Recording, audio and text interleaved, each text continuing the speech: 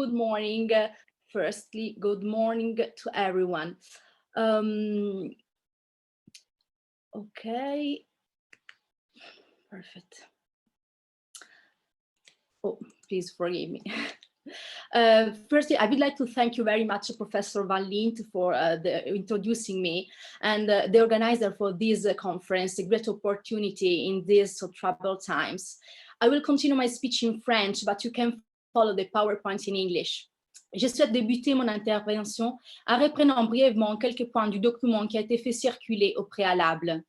Dans mes recherches doctorales, je m'occupe de l'édition critique d'un texte apocryphe arménien traduit du grec, les actes de Pierre et Paul du pseudo-Marcellus, travail qui comporte une étude approfondie d'un point de vue à la fois philologique, linguistique et historique-littéraire. Aujourd'hui, je me concentrerai notamment sur quelques problèmes textuels de la comparaison entre les textes grecs et les textes arméniens, afin d'éclaircir la méthode philologique avec des exemples concrets et les textes et comprendre ainsi davantage cette traduction arménienne. Trois étaient les questions de recherche que nous nous sommes posées. De quelle branche de la tradition manuscrite grecque dérive l'arménien? Est-il possible d'expliquer les cas de divergence entre les Grecs et l'arménien qui ne sont apparemment pas compréhensibles, à la lumière de la tradition manuscrite à présent connue? Est-ce que la version arménienne peut contribuer à restituer un meilleur texte grec ou même à l'établissement d'un stemma codicum de la tradition grecque? Voyons ensemble si et comment on peut répondre à ces questions. Mais avant d'y passer directement aux extraits choisis, j'ajouterai trois petits éléments, un complément de remarques préliminaires du point 5 de mon document. Bien que l'examen complet du texte ait montré une fidélité générale de la traduction arménienne à son texte grec de départ, néanmoins, on ne peut pas négliger la liberté du traducteur ainsi que la nature de ces textes. Le fait qu'il s'agisse d'un apocryphe en amplifie la polychromie des traductions, pour ainsi dire, la variance. La division en paragraphes du texte arménien suit celle du texte grec de l'édition de Lipsus. Enfin, voici 4 macro-sections narratives qui constituent le cadre général de cette histoire apocryphe.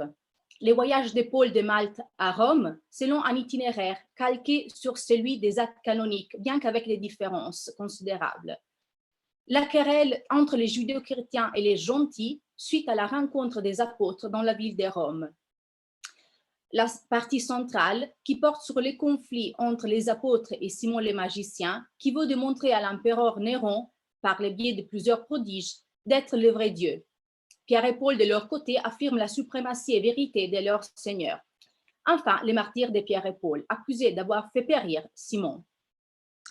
En venant aux extraits choisis, dans ce premier paragraphe, Paul est en voyage vers Rome. Mais les Juifs de cette ville, effrayés par son arrivée, demandent à Néron de faire en sorte qu'ils n'atteignent pas la ville. L'empereur ordonne ainsi de les tuer, mais une personne qui ressemble à l'apôtre est décapitée à sa place. Les Juifs, inconscients du malentendu et croyant que Paul soit effectivement mort, se réjouissent de la bonne nouvelle et célèbrent l'avènement. Poiesantes une frustion megale. Au-delà de la différence des nuances entre les Grecs et Plérophorète was fully convinced et Havatatsin believed, je souhaite attirer votre attention sur la phrase Yeteporos de Hatetzav, that Paul had been beheaded, qui semble un ajout de l'arménien par rapport au texte grec de Lipsus. En réalité, la phrase présente en arménien est attestée également dans les manuscrits HP de la tradition grecque. Bien qu'on puisse penser également à un ajout propre à l'arménien, toutefois la fidélité générale des traductions qu'on vient d'évoquer induit à accorder de l'importance à cette variante. Les paragraphes suivants, 76, se situent à l'intérieur de la querelle entre les apôtres et Simon, qui s'affrontent à coups de prodige, pour ainsi dire.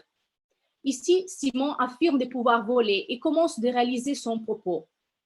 Paul, en regardant consterné Simon qui s'envole, exhorte Pierre à mener rapidement à bien sa tâche. Dans la version arménienne, au lieu de pawe, are stopping, on trouve arnes, are doing.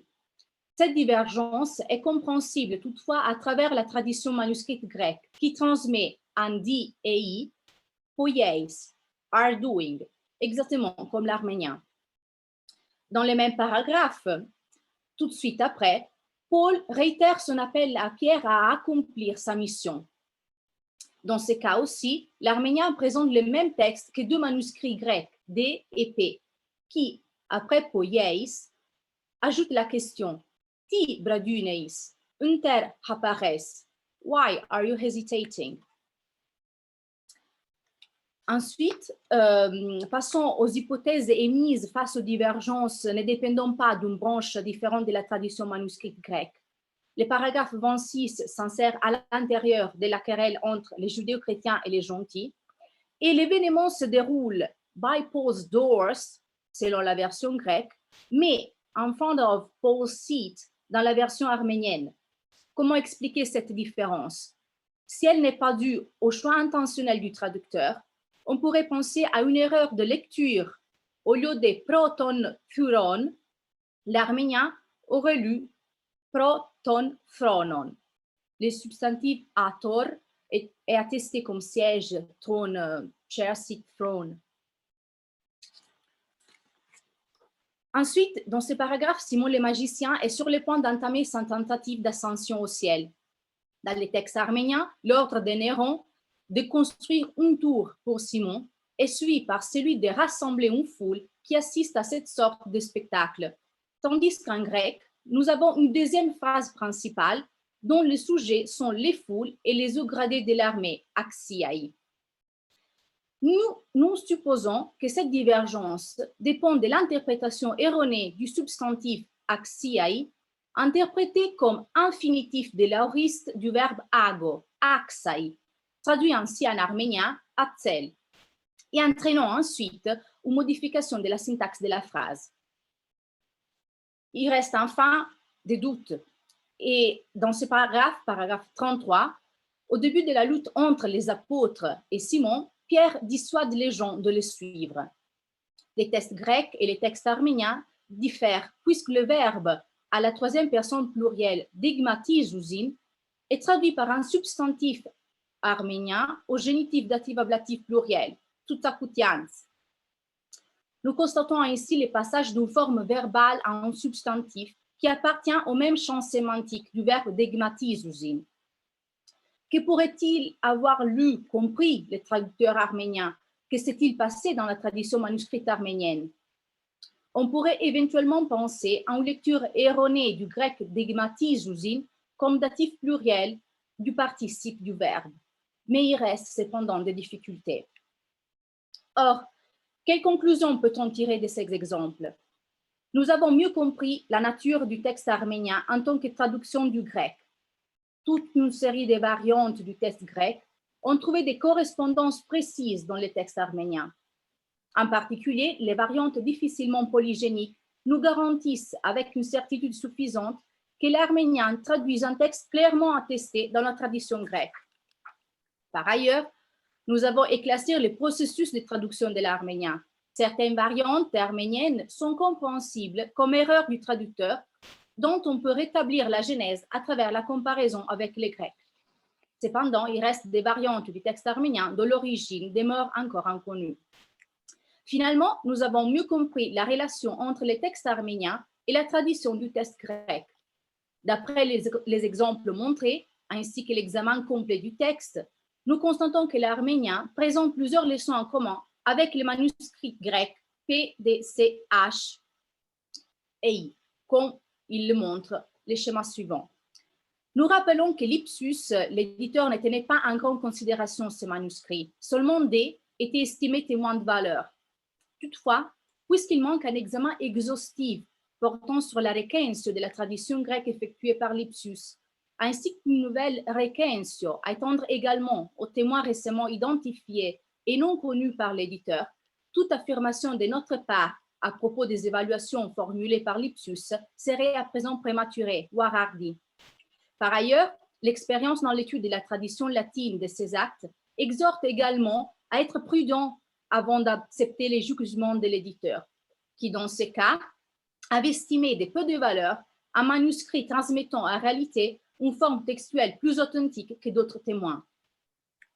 En guise de conclusion, Bien qu'on puisse pas encore exprimer un jugement sur la qualité du texte grec utilisé comme modèle de l'arménien, toutefois, il est important de souligner la valeur du témoignage arménien dans toute étude sur la tradition grecque de ces actes. Je vous remercie pour votre attention.